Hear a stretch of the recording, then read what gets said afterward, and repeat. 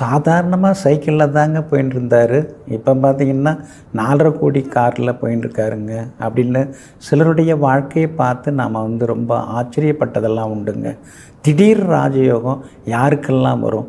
ஜோதிட சாஸ்திரம் இதை பற்றி ஏதாவது சொல்லியிருக்கா அப்படின்னு நீங்கள் கேட்டிங்கன்னா ஏகப்பட்ட நூல்களில் இதை பற்றி சொல்லப்பட்டிருக்குங்க. காலப்பிரகாசிகை அப்படிங்கிற நூல்லையும் சொல்லப்பட்டிருக்குது. அதுக்கடுத்து துவிய கேரளம் அப்படின்னு ஒரு நூல் இருக்குது, பழமையான நூல், அதுலேயும் சொல்லப்பட்டிருக்கு. அதே மாதிரி காக்கேயர் வாக்கியம், நந்தி வாக்கியம் உள்ளிட்ட சில நூல்கள்லாம் திடீர் ராஜயோகம் யாருக்கு வரும் அப்படின்னு சொல்லப்பட்டிருக்கு. மெயினாக பார்த்திங்கன்னா இப்போ 6ஆம் இடம் 8ஆம் இடம் அதெல்லாம் நம்ம கொஞ்சம் அலட்சியமாக விட்டுடுறோம். 6க்குரியவர் 8க்குரியவர் அப்படி அதெல்லாம் அலட்சியமாக சிலர் பார்க்குறது உண்டு. ஆனால் இந்த 6, 8எல்லாம் ரொம்ப முக்கியமாக சொல்லப்பட்டிருக்கு சில நூல்களில். குறிப்பாக பார்த்திங்கன்னா 2ஆம் இடம் தனஸ்தானமாக இருக்குது. உங்கள் ஜாதகத்தில் 2ஆம் இடம் 11ஆம் இடத்துக்குரிய கிரகங்களோட 8ஆம் இடத்துக்குரிய கிரகம் சம்மந்தப்பட்டால் திடீர்னு பண வரவு உண்டு. அது எப்படி வரும்? 8ங்கிறது பொதுவாக அலைச்சலை கொடுக்கறது, அஷ்டமம் அப்படின்னாலே நஷ்டத்தை காட்டுறது தானே அப்படின்னு நம்ம சொல்கிறோம். ஆனால் அந்த திடீர்னு எதிர்பார்க்காம வர்றதுங்கிறதெல்லாம் 8ஆம் இடம் தான் கொடுக்கும். அதான் நாம் நினச்சது ஒன்று நடந்தது வேறு அப்படின்னு நாம் சொல்கிறோம் இல்லைங்களா? அது நல்ல விதமாகவும் இருக்கலாம், அல்லாத விதமாகவும் இருக்கலாம்.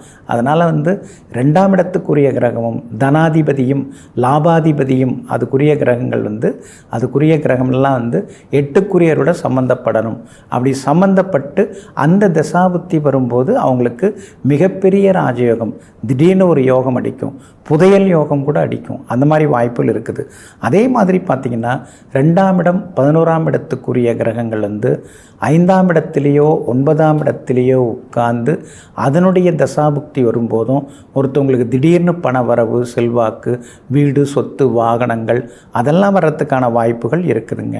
பொதுவாக என்ன சொல்லப்பட்டிருக்குன்னா 2, 5, 8, 11 இந்த இடங்கள் லகுனத்துக்கு இந்த இடங்களுக்குரிய கிரகங்கள் 5ஆம் இடத்துக்குரிய கிரகம் 9ஆம் இடத்துக்குரிய கிரகத்தோட சம்மந்தப்பட்டதுன்னா நிச்சயமாக அவங்களுக்கு அந்த தசாபுத்தி காலத்தில், அதாவது 5ஆம் இடத்துக்குரியனுடைய தசை நடக்கும்போது 8க்குரியனுடைய புத்தி நடந்ததுன்னா அப்போ திடீர் பண வரவு அதெல்லாமே கொடுக்குங்க.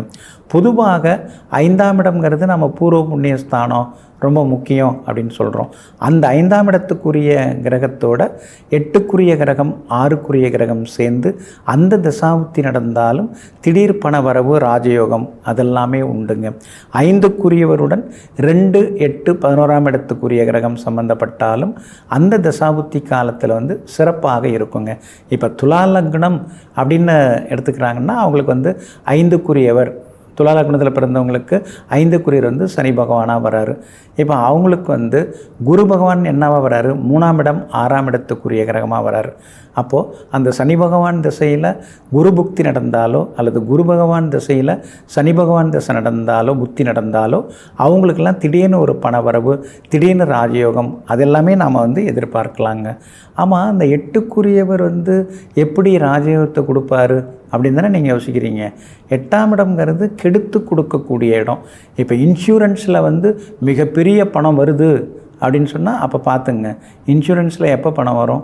ஒரு இழப்பு ஏற்படும் போது தான் மிகப்பெரிய பணம் வரும். அதே மாதிரி 8க்குரியனுடைய தசாபுத்தி அட்டமத்தான் திசை வரும் காலத்தில் அந்நிய தேசத்தில் புகழ் பெறுவான் அப்படின்னு பாடல் இருக்குது. அப்போ இங்கே ஜெயிக்க முடியாதவங்க வெளிநாடு போய் அல்லது வெளியூர், வெளி மாவட்டம், வெளி மாநிலம் போய் ஜெயிக்கக்கூடிய அமைப்புகளும் கொடுப்பார். அப்போ 8க்குரியவர் எப்படி யோகத்தை தராரு? ஒரு இழப்பை கொடுத்து அதுக்கு அடுத்தது மிகப்பெரிய ராஜயோகத்தை கொடுக்குறாருங்க. அப்போ திடீர் ராஜயோகம் உங்களுக்கு இருக்குதா அப்படின்னு உங்கள் ஜாதகத்தையும் நீங்கள் சரிபார்த்து கொள்ளுங்கள்.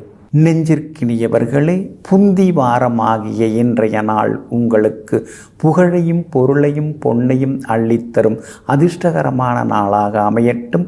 மீண்டும் நாளை காலை சந்திப்போம். நன்றியுடன் உங்கள் ஜோதிட முனைவர் KP வித்யாதரன். வணக்கம்.